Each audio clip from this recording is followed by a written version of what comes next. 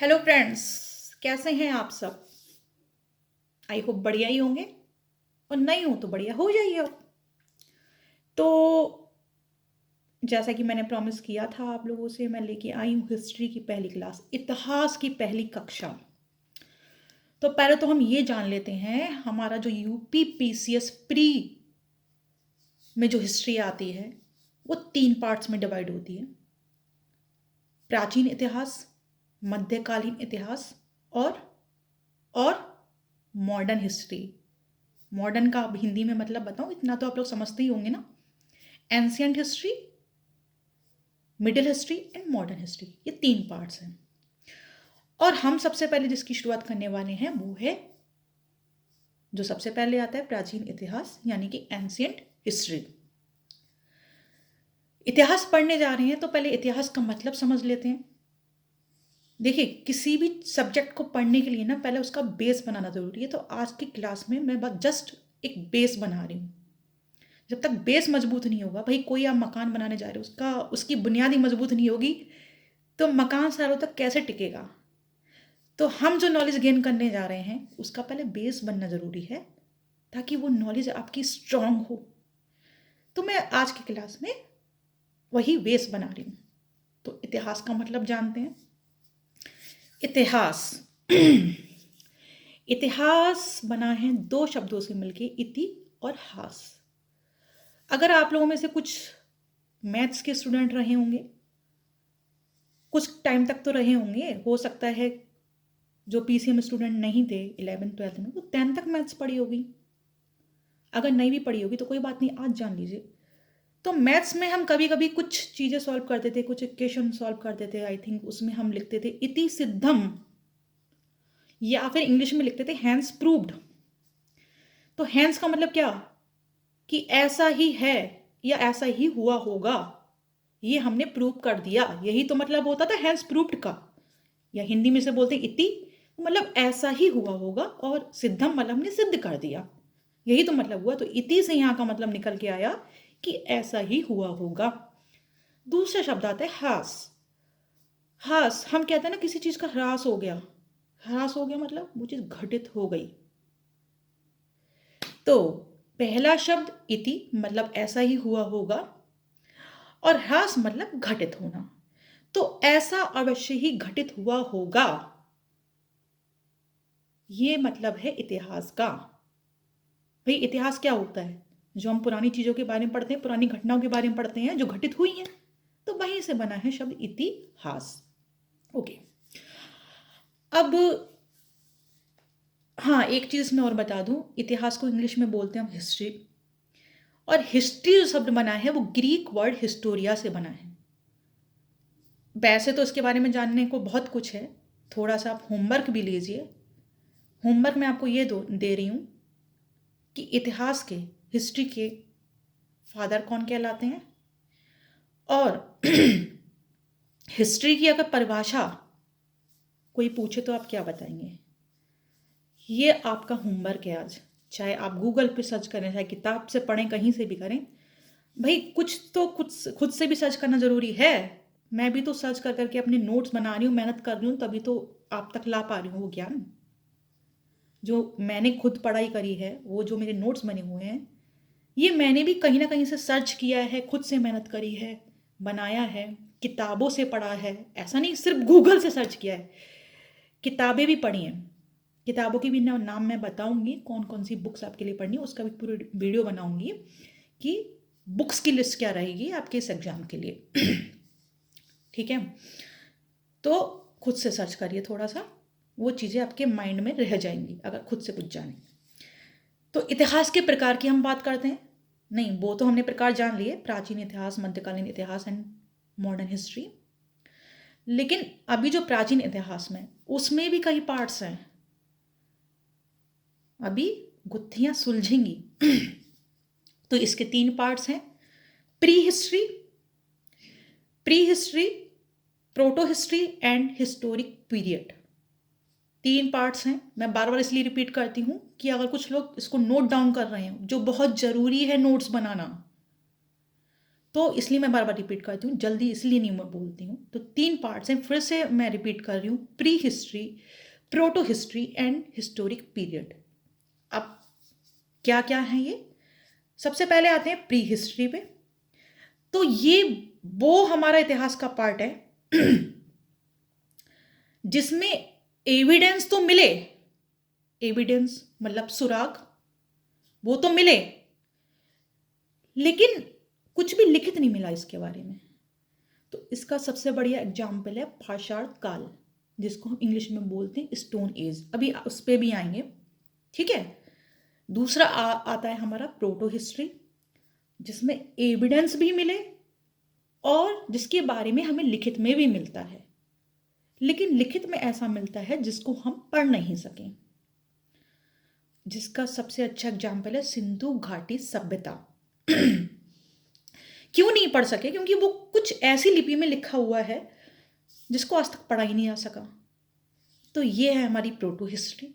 और तीसरा जो पार्ट आता है हिस्टोरिक पीरियड, या जिसको बोलेंगे ऐतिहासिक काल। तो इसमें हमें एविडेंस भी मिले, रिटन भी है, ये मतलब जिसके बारे में लिखा हुआ भी गया है, प्लस जिसे हम पढ़ भी पाए हैं, जिसे हम पढ़ सके हैं, जो पढ़ने में आ सका है। तो उसका सबसे अच्छा एग्जाम्पल है वैदिक संस्कृति।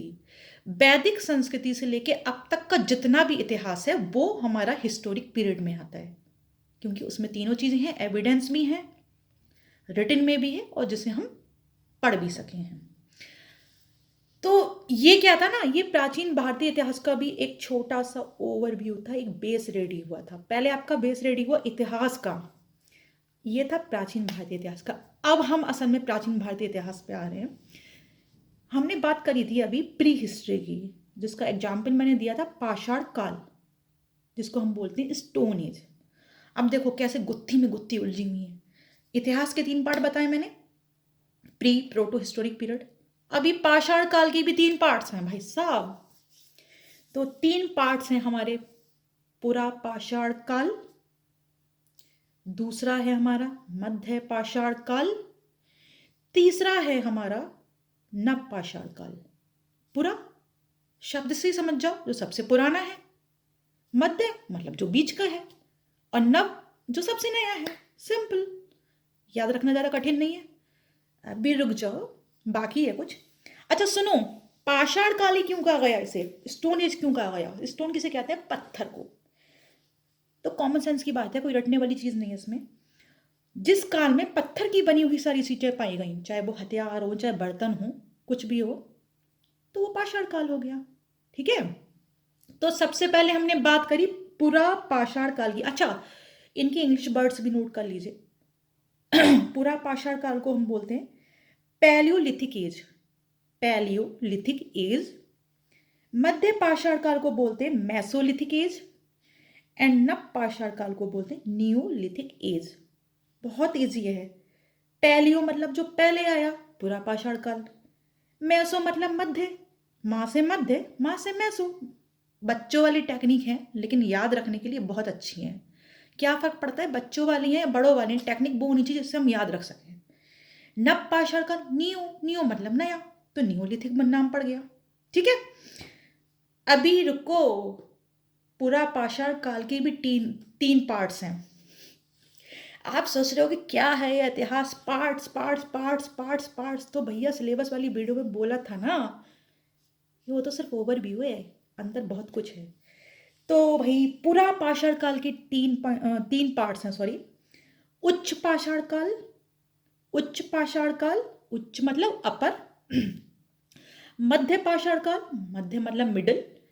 और निम्न पाषाण काल, निम्न मतलब लोअर, ठीक है। अब इनमें आते हैं।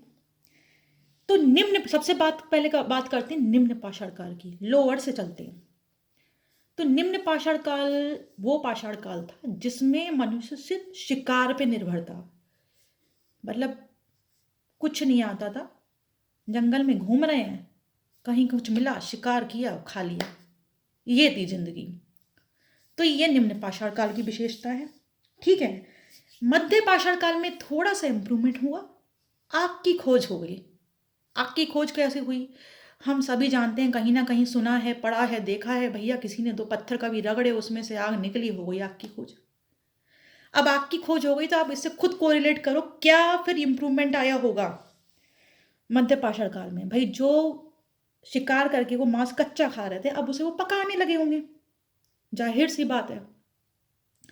पकाने लगे, फिर कुछ गुफाओं में रहने लगे, इस तरह से थोड़ा सा उनकी लाइफ में सुधार आया।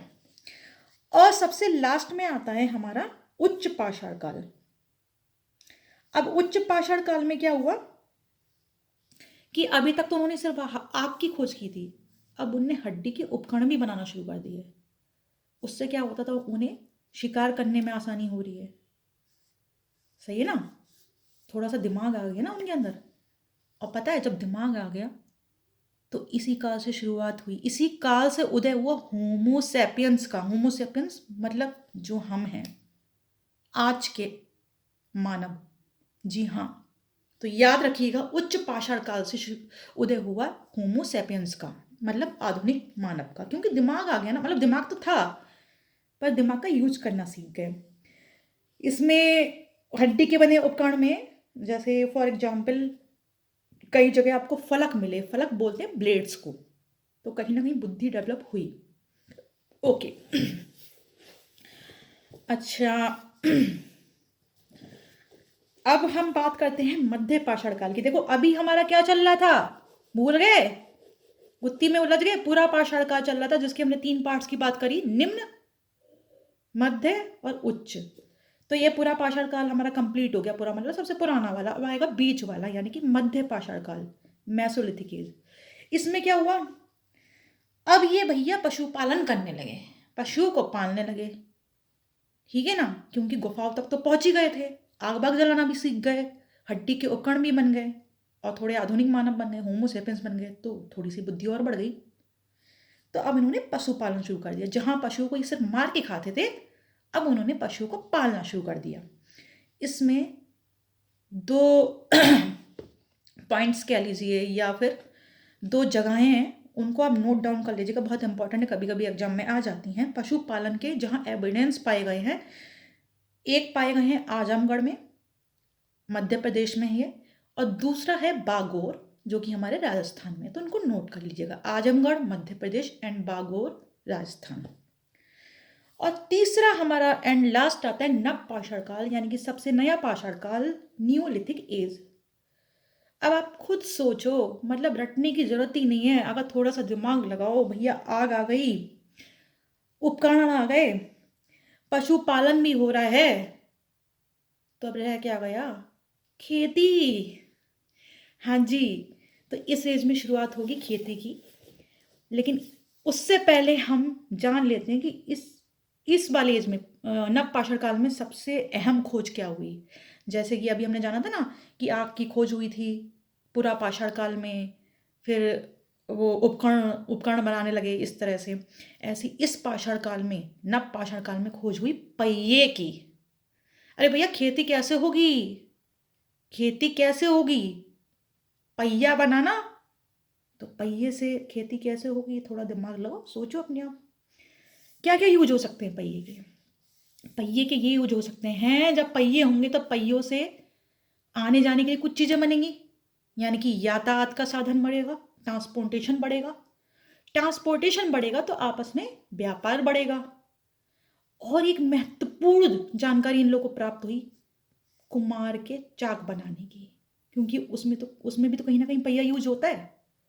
तो कितने इंपॉर्टेंट पॉइंट्स निकल के आए इस पाषाण युग के, जो सबसे नया पाषाण युग है, नव पाषाण युग।